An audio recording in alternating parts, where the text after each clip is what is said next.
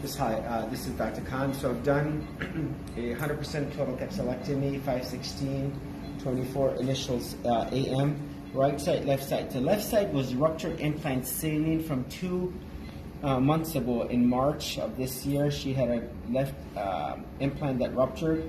She was taking a shower, and that's when she noticed all of a sudden there was no trauma, no fall. On the right side, she had, intact implant. I cut out the excess skin, as you can see.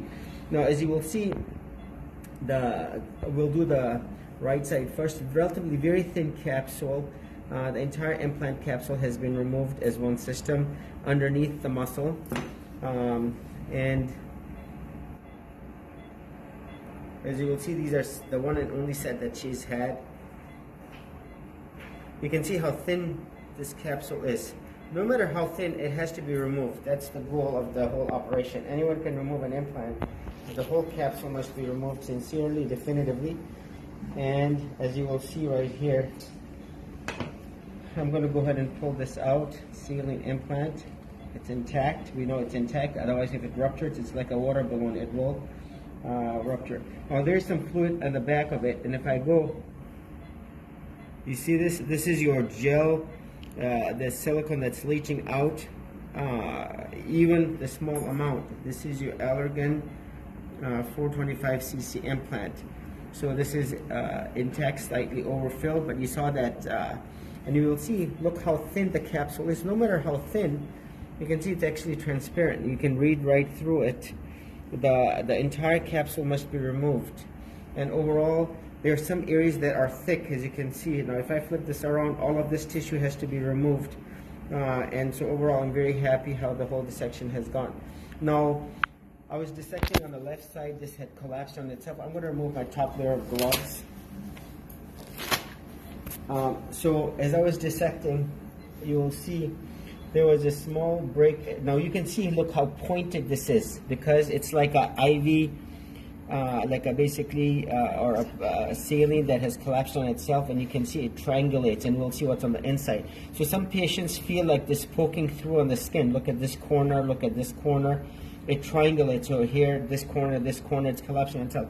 Now, as I was dissecting, you will see there was a break in the capsule. So what I did was I just took a suture and I reinforced it. And in the middle, what I did was I took this angiocat catheter and I aspirated some fluid. So it's not uncommon to see this part of the saline. If I go like this, you can see it's slightly viscous. You can see how the meniscus forms. It is viscous. So what I'm going to do now is I'm going to go ahead and open it up, and you will see this is what the patients feel on a ruptured saline implant, these pointy edges. And as I go in,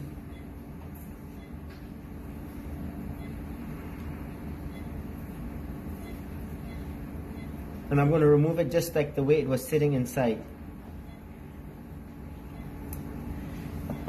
So here it is. So I'm just going to just place it out. So you can see how it was actually bent like this. So it was sitting like this, and you were seeing all these pointy edges. And as I go in, you can see the capsule again. It is collapsed on itself, and all of the capsule has been removed. Remember, that's the whole goal of the surgery. And then we will see how it's going to unfold, and usually it's a valve problem, and we'll see if I can find out where this break is. Now, it's hard for me to see where it is, but what I'm interested in, there's some fluid on the inside. Now, it's not uncommon to find fluid on a saline implant because it couldn't go out into the body absorbs it. And as you go in, I'm trying to look at the valve looks good, and I'm not able to see where this break is. Now what I'm going to do is I'm actually going to cut right here